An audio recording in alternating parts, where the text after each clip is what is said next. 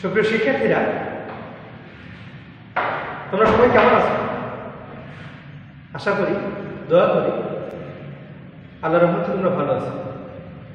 আমিও ভালো আছি। আজ আমি যুক্তিবিদ্যা দ্বিতীয় পত্রের দ্বিতীয় অধ্যায় নিয়ে তোমাদের সঙ্গে মিলিত হয়েছি। সাথে আছি আমি মোহাম্মদ আলম সিদ্দিক, প্রভাষক, দর্শন বিভাগ, সালন্দ ডিগ্রি কলেজ, সালন্দ, ঠাকুরগাঁ। তোমরা যে যেখানে আছো,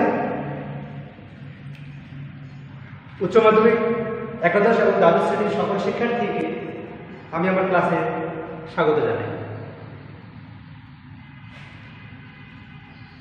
বিগত ক্লাসে আমি যুক্তিবিদ্যা দ্বিতীয় পত্রের প্রথম অধ্যায়ের আলোচনা শেষ করেছি। তোমরা যারা এখনো ক্লাস দেখোনি, তোমরা আমাদের সালন্দ ডিগ্রি কলেজের ওয়েবসাইটে প্রবেশ করলে আমাদের এই ক্লাসগুলো রয়েছে, তোমরা দেখতে পাবা। আর সেই সাথে আজকে আমি তোমাদের যৌক্তিক বিভাগ নিয়ে কথা বলব। যৌক্তিক বিভাগ, আমি এর আগেও বলেছিলাম যে পদের রয়েছে দুটো দিক। পদের দুটো দিক রয়েছে। একটি হলো পদের যাথার্থ এবং অন্যটি হচ্ছে পদের ব্যাখ্যার্থ। প্রত্যেকটা পদের দুটো দিক রয়েছে। যেমন মানুষ একটা পদ, এই মানুষ পদটির যাথার্থ মানে হচ্ছে কোনো পদের গুণের দিক। তোমরা ক্লাসটা খুব সুন্দর করে খেয়াল করবে। আমি যে কথাগুলো তোমাদের বলবো এরই মাঝে তোমাদের সৃজনশীল প্রশ্নের উত্তর করবার জন্য বেশ সহায়ক হবে আশা করি। সেই সাথে তোমাদের যে বহু নির্বাচনী অভিজ্ঞতা রয়েছে, এমসিকিউ রয়েছে, সেখানে কিছু খুঁটিনাটি বিষয় রয়েছে, এগুলি তোমাদের সহায়ক হবে। অনেক সময় প্রশ্ন হয় এমসিকিউতে যে পদের কয়টা দিক রয়েছে, এর উত্তর হবে পদের রয়েছে দুটো দিক। কি কি? পদের যাথার্থ এবং অন্যটি হচ্ছে পদের ব্যাখ্যার্থ। যাথার্থ হচ্ছে পদের গুণের দিক, যেটি আমরা ইতোমধ্যে 3টি ক্লাসের মধ্যে যুক্তিবিদ্যা দ্বিতীয় পত্রের প্রথম অধ্যায়ে শেষ করতে পেরেছি। আজ আমি তোমাদের পদের ব্যাখ্যার্থ এই দিকটি সম্পর্কে কথা বলবো। ব্যাখ্যার্থ হচ্ছে সংখ্যার দিক। ব্যাখ্যার্থ হচ্ছে কোনো পদের সংখ্যার দিক। যেমন মানুষ একটা পদ, এই পদের যাথার্থ হচ্ছে জীববৃত্তি এবং বুদ্ধিবৃত্তি। অর্থাৎ যে প্রাণীটার মধ্যে প্রাণশক্তি রয়েছে, জীববৃত্তি রয়েছে, এবং যে প্রাণীটি এর মধ্যে বুদ্ধি রয়েছে, আমরা সেই প্রাণীটাকে কি বলছি? মানুষ। তাহলে বুদ্ধিবৃত্তি আর জীববৃত্তি হচ্ছে মানুষ, এবং মানুষ পদের সাধারণ ও আবশ্যিক। এছাড়াও এই মানুষ শক্তির আরো একটি দিক রয়েছে, সেটি হচ্ছে যে সংখ্যার দিক।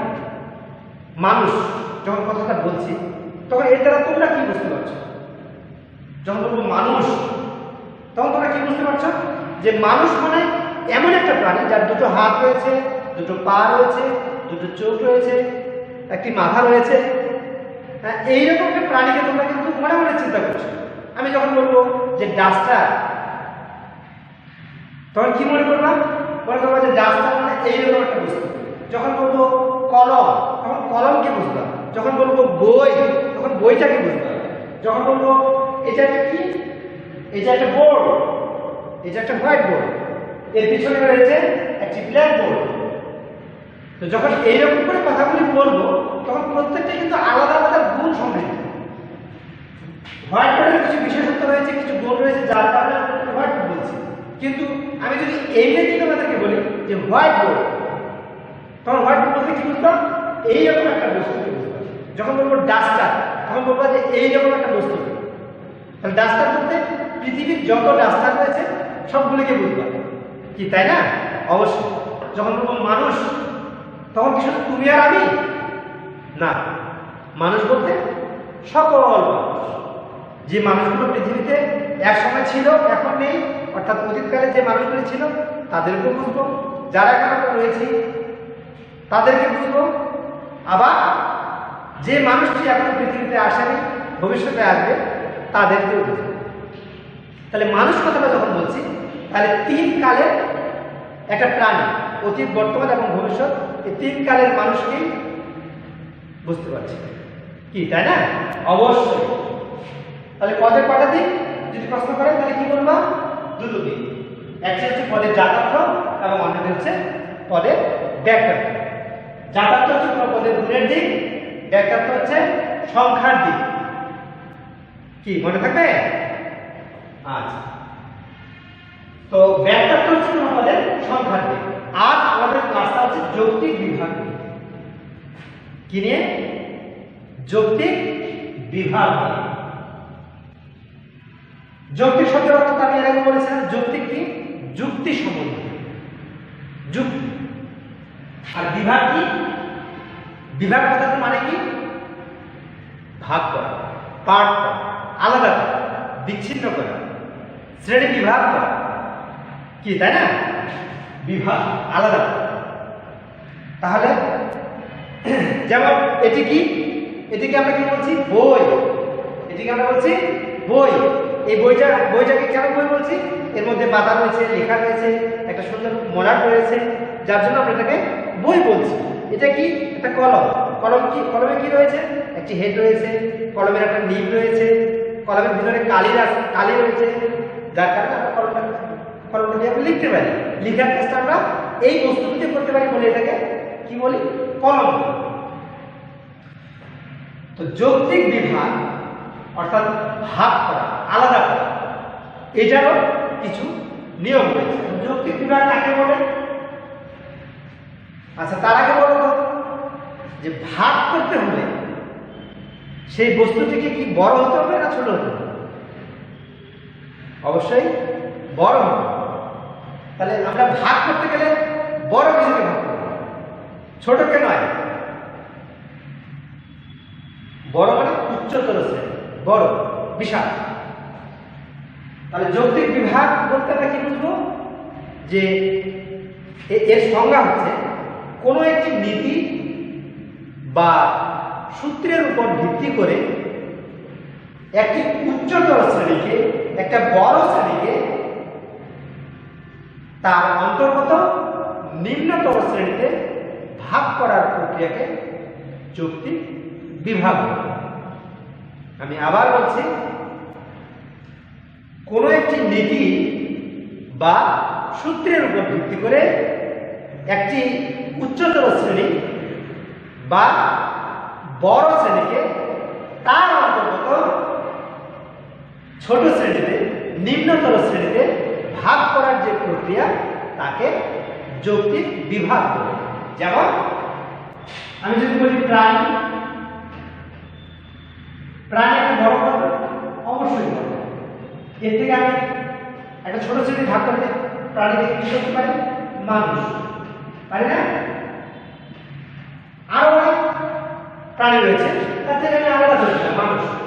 তার থেকে আমি মানুষ থেকে আবার আলাদা করতে পারি, যেমন মহিলা মানুষ। ভাগ করতে পারি না? অবশ্যই পারি। তাহলে বলা হচ্ছে একটি উচ্চতর শ্রেণীকে, একটা বড় শ্রেণীকে, আমি আগেও বলেছিলাম যে আজ আমি পদের ব্যাখ্যার্থের দিক নিয়ে কথা বলব, সংখ্যার দিক নিয়ে কথা বলব। অর্থাৎ প্রাণীর সংখ্যা মানুষের থেকে কি বেশি, আর মানুষের সংখ্যা প্রাণী থেকে কম। তাহলে সংজ্ঞায় যৌক্তিক বিভাগের সংজ্ঞায় বলা হচ্ছে যে কোনো একটি নীতি বা সূত্রের উপর ভিত্তি করে একটা বড় শ্রেণীকে, একটা উচ্চতর শ্রেণীকে তার অন্তর্গত নিম্নতর শ্রেণীতে ভাগ করার যে প্রক্রিয়া, তাকে যৌক্তিক বিভাগ বলে। এটা হলো যৌক্তিক বিভাগের সংজ্ঞা। মনে থাকবে? আচ্ছা,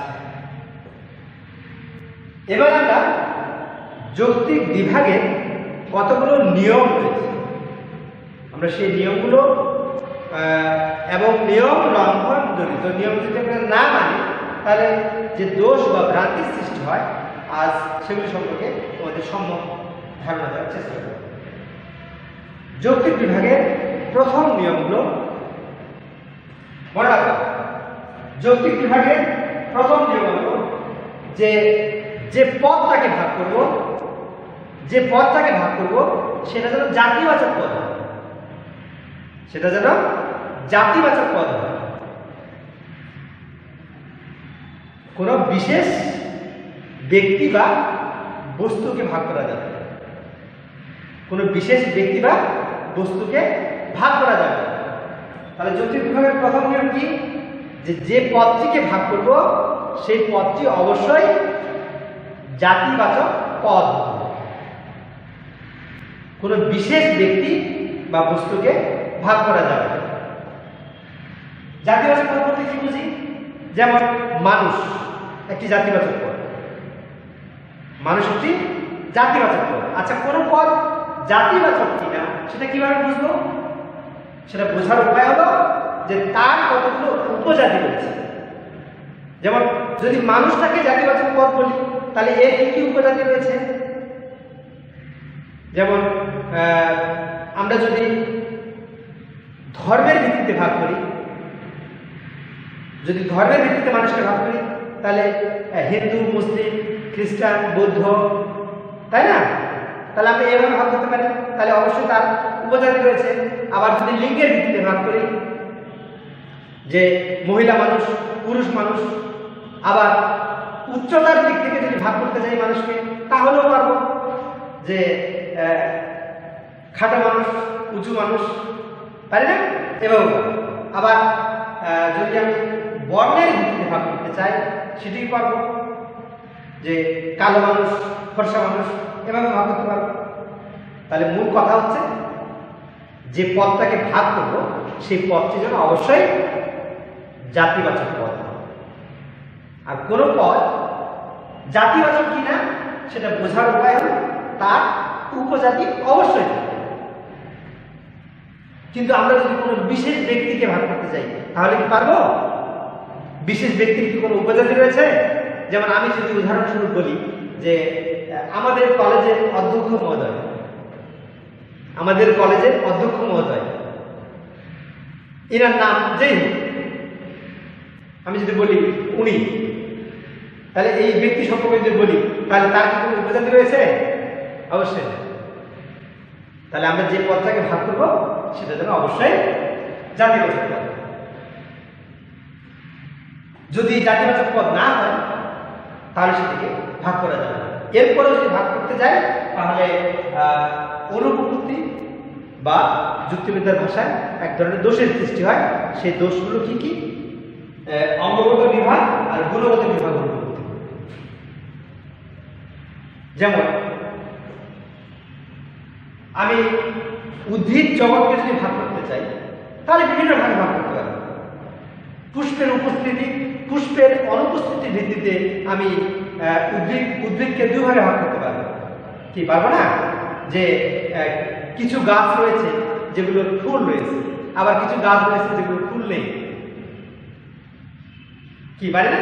তাহলে পুষ্প মানে ফুল, ফুলের উপস্থিতিতে আমি উদ্ভিদ জগৎটাকে দুই ভাগে ভাগ করতে পারি,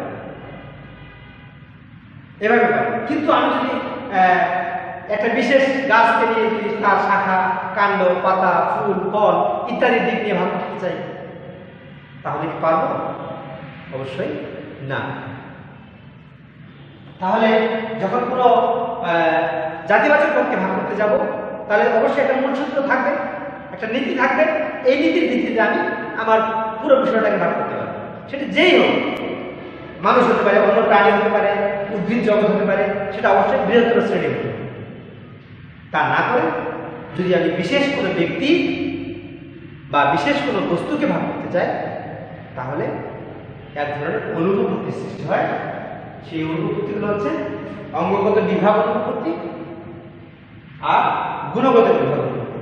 যেমন একটা আম গাছের একটি আম গাছ কি দেয়? আম ফল দেয়। এখন ফলটা কিরকম হবে? টক হতে পারে, মিষ্টি হতে পারে। যদি আমি এই টক মিষ্টির স্বাদের ভিত্তিতে ভাগ করতে চাই তাহলে সেটা যৌক্তিক বিভাগ হবে। যদি আমি কোনো আম টক না মিষ্টি এইভাবে ভাগ করতে চাই তাহলে সেটা বিশিষ্ট হয়ে যায়, বিশেষ হয়ে যাচ্ছে। বিশেষ হওয়ার কারণে আমি আগে বলেছি যে যে পদটিকে ভাগ করবো সেটা যেন জাতিবাচক করবো। কোনো বিশেষ ব্যক্তি কোনো বিশেষ বস্তুকে ভাগ করা যাবে না। আর যখনই বিশেষ কোনো ব্যক্তি বা বস্তুকে ভাগ করতে যাবো তখন আলটিমেটলি কিন্তু তার হয় অঙ্গের ভিত্তিতে হবে না গুণের ভিত্তিতে হবে।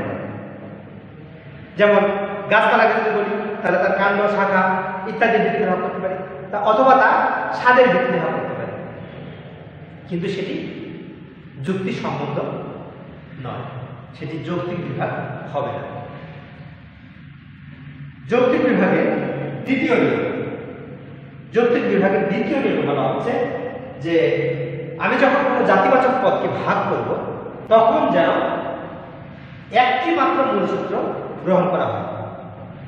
আমি যখন কোনো জাতিবাচক পদকে ভাগ করব তখন যেন একটি মাত্র মূলসূত্র গ্রহণ করা হয়। এখন একটি মাত্র মূলসূত্র কিভাবে ভাগ করব? যেমন যদি বলি মানুষ, এই মানুষ জাতিটাকে আমরা দুই ভাগে ভাগ করতে পারি না? আমি আবার ওই উদাহরণ বলছি যে যদি বর্ণের ভিত্তিতে ভাগ করি, ধরে নিলাম আমাদের মূলসূত্র হচ্ছে বর্ণ। বর্ণ মানে কি? কালো, রং, মানুষের রং, মানুষের বর্ণ, এর ভিত্তিতে যদি ভাগ করতে চাই তাহলে দুভাগে ভাগ করতে পারি। একটি হচ্ছে কালো মানুষ আর হচ্ছে ফর্সা মানুষ, তাই না? কালো মানুষ, ফর্সা মানুষ। তার মূলসূত্র কি? মূলসূত্র হচ্ছে বর্ণ। আবার যদি বর্ণ এখানে বর্ণের সঙ্গে যদি আমি যোগ করে দিই যে লিঙ্গ একটা মূলসূত্র। লিঙ্গের ভিত্তিতে মানুষকে কয়ভাবে ভাগ করবো? দুই ভাগে। কি কি? মহিলা আর হচ্ছে পুরুষ। লিঙ্গের ভিত্তিতে আমি মানুষটাকে দুই ভাগে ভাগ করতে পারি, মহিলা মানুষ আর পুরুষ মানুষ। আর বর্ণের ভিত্তিতে মানুষ জাতিটাকে দুই ভাগে ভাগ করতে পারি, কালো মানুষ আর হচ্ছে ফর্সা মানুষ। যদি মূলসূত্র একটি গ্রহণ করি তাহলে আমাদের এই বিভাগটা হবে যৌক্তিক বিভাগ। যদি সেখানে মূলসূত্র একাধিক চলে আসে, অর্থাৎ কালো মানুষ, ফর্সা মানুষ, আবার লিঙ্গ এর সাথে যদি যোগ করে দিই যে মহিলা মানুষ, পুরুষ মানুষ, তাহলে কি হবে? আর এখানে কালো, ফর্সা আর হচ্ছে মহিলা, এভাবে যদি ভাগ করি তাহলে কি হবে? হবে না। কারণ কালো মানুষ পুরুষও রয়েছে, মহিলাও রয়েছে, ফর্সা মানুষ মহিলাও রয়েছে, পুরুষও রয়েছে, কি তাই না? যৌক্তিক বিভাগের দ্বিতীয় নিয়ম বলা হচ্ছে যৌক্তিক বিভাগের সময় আমাদের একটা মাত্র মূলসূত্র গ্রহণ করতে হবে। কয়টা মূলসূত্র? একটা মূলসূত্র গ্রহণ করতে হবে। যদি মূলসূত্র বেশি হয়ে যায় তাহলে সেই বিভাগটা যৌক্তিক বিভাগ হবে না, তখন এক ধরনের অনুপপত্তি বা দোষের সৃষ্টি হয়, যেটিকে যুক্তিবিদ্যার ভাষায় বলা হয় সংকর বিভাগ অনুপপত্তি। কি বিভাগ অনুপপত্তি? সংকর বিভাগ অনুপপত্তি। যেমন যদি মানুষ, আবার উদাহরণ দিচ্ছি, মানুষটা যদি আমি শিক্ষার ভিত্তিতে ভাগ করি, শিক্ষা নামক গুণটা, এডুকেশন, শিক্ষা নামক গুণটা যার মধ্যে রয়েছে তাকে আমরা কি বলছি? শিক্ষিত মানুষ। আর শিক্ষা নামক গুণটা যার মধ্যে নেই তা সে মানুষগুলোকে আমরা কি মনে করি? অশিক্ষিত মানুষ, তাই না? শিক্ষিত আর অশিক্ষিত।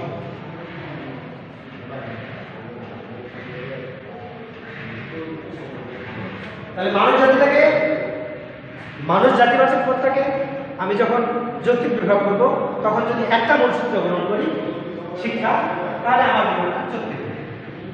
কিন্তু মূলসূত্র যদি শিক্ষা ছাড়াও আমি যদি আবার লিঙ্গ কিংবা বর্ণ যে কোনো একটা মূলসূত্র আমি এর সঙ্গে যোগ করে দিই, তাহলে মূলসূত্র একাধিক হওয়ার কারণে এই বিভাগটা যৌক্তিক বিভাগ হবে না। যুক্তিবিদগণ তাদের ভাষায়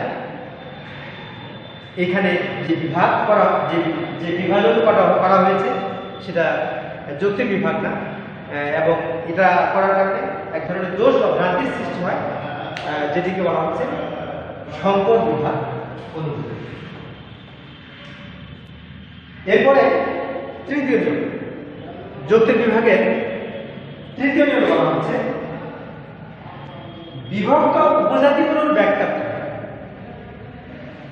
খুব ভালোভাবে খেয়াল করবা, বিভক্ত উপজাতিগুলোর ব্যাখ্যার্থ মিলিতভাবে বিভাজ্য জাতির সমান হতে হবে। আমি ভাগ করবো কাকে? জাতি, অর্থাৎ জাতিবাচক করতে হবে। পাবো কি? উপজাতি। তাহলে বলা হচ্ছে যে বিভক্ত উপজাতিগুলোর ব্যাখ্যার্থ মিলিতভাবে বিভাজ্য জাতির সমান হতে হবে। এটি কখন হবে? যখন আমার বিভাগটা যৌক্তিক হবে। আমরা উদাহরণস্বরূপ বলতে পারি যে এই উদাহরণটা নিলাম বোঝার সুবিধার্থে, মানুষ ধরে নিলাম আমাদের অভিজ্ঞতার জগতে টোটাল মানুষের সংখ্যা কত? 10,000। এটা উদাহরণ বোঝার সুবিধা, সেটা 10,000 কোটি হতে পারে। ধরে নিলাম আমাদের অভিজ্ঞতার জগতে টোটাল মানুষের সংখ্যা হচ্ছে 10,000 জন। এখন যৌক্তিক বিভাগের সময় আমরা দ্বিতীয় নিয়ম আলোচনা করার সময় বললাম যে যৌক্তিক বিভাগের সময় একটা মাত্র মূলসূত্র গঠন করতে হবে। তো একটা মাত্র মূলসূত্র কি? শিক্ষা। এই একটা মাত্র মূলসূত্র শিক্ষা, এর ভিত্তিতে যদি ভাগ করি তাহলে কয়টা উপজাতি পাবো? 2টা। কি কি? শিক্ষিত আর অশিক্ষিত। শিক্ষিত আর অশিক্ষিত। এখন উদাহরণ বোঝার সুবিধার্থে আমাদের অভিজ্ঞতার জগতে টোটাল মানুষের সংখ্যা হলো 10,000 জন। তাহলে এখন তোমরা বলো তো, শিক্ষিত মানুষ যদি 7,000 জন হয়, শিক্ষিত মানুষের সংখ্যা যদি 7,000 জন হয়, তাহলে অশিক্ষিত কতজন হবে? কি বলতে পারো না? উদাহরণ বোঝার সুবিধার্থে আমাদের অভিজ্ঞতার জগতে টোটাল মানুষের সংখ্যা কত? 10,000। এবং শিক্ষিত মানুষের সংখ্যা কতজন? 7,000। তাহলে অশিক্ষিত কত হবে? 3,000। এই সংখ্যাটা যদি ঠিক হয়, এই সংখ্যাটা যদি ঠিক হয় তাহলে বিভাগটা যৌক্তিক হবে। আমি আবার বলছি, তৃতীয় নিয়মে বলা হচ্ছে যে বিভক্ত উপজাতিগুলোর ব্যাখ্যার্থ মিলিত হবে। এই যে এটা হলো বিভক্ত উপজাতি, শিক্ষিত আর অশিক্ষিত। বিভক্ত উপজাতিগুলোর ব্যাখ্যার্থ মানে কি? সংখ্যা। তাহলে শিক্ষিত মানুষের সংখ্যা কতজন? 700 জন। অশিক্ষিত মানুষের সংখ্যা কতজন?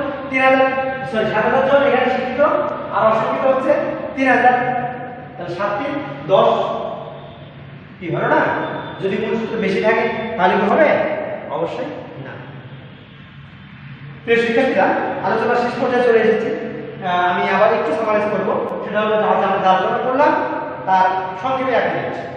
যৌক্তিক বিভাগ কাকে বলে? যে কোন একটি নীতি বা সূত্রের উপর ভিত্তি করে একটা উচ্চতর শ্রেণীকে নিম্নতর শ্রেণীতে ভাগ করার যে প্রক্রিয়া তাকে যৌক্তিক বিভাগ বলে। যৌক্তিক বিভাগের কতগুলো নিয়ম রয়েছে। তার প্রথম নিয়ম হচ্ছে যে পদটিকে ভাগ করবো সেটা যেন অবশ্যই জাতিবাচক পদ। এই নিয়মটা যদি আমি না মানি তাহলে দুই ধরনের অনুপত্তি ঘটবে। একটা হলো অঙ্গগত বিভাগ অনুপত্তি এবং অন্যটি হচ্ছে গুণগত বিভাগ অনুপত্তি। দ্বিতীয় নিয়ম বলা হচ্ছে যে যৌক্তিক বিভাগে একটি মাত্র মূলসূত্র গ্রহণ করতে হবে। যদি এই নিয়মটি না মানি তাহলে এক ধরনের অনুপত্তি ঘটবে, সেটা হলো সংকর বিভাগ। তৃতীয় নিয়ম বলা হচ্ছে বিভক্ত উপজাতিগুলোর ব্যাখ্যার্থ মিলিতভাবে বিভাজ্য জাতি সমান হবে। যদি এই নিয়মটি না মানি তাহলে এক ধরনের অনুপত্তি ঘটবে। সেই অনুপত্তির নাম কি?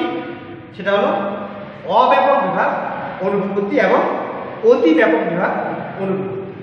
সুপ্রিয় শিক্ষার্থীরা, আজ তৃতীয় নিয়ম সম্পর্কে এবং এর অনুপত্তিগুলো সম্পর্কে আলোচনা হলো। পরবর্তী নিয়মগুলো আগামী ক্লাসে আলোচনা করব।